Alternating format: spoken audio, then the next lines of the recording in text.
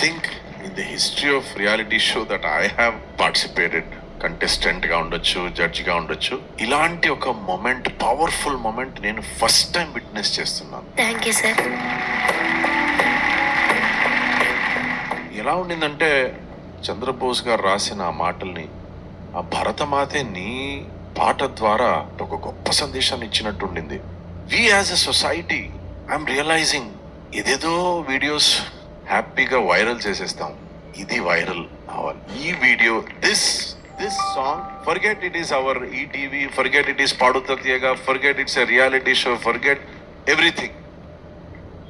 This song, this moment, this message has to reach every Indian and we have to feel proud. Ee paata viral avute I will feel we are still in a very healthy society.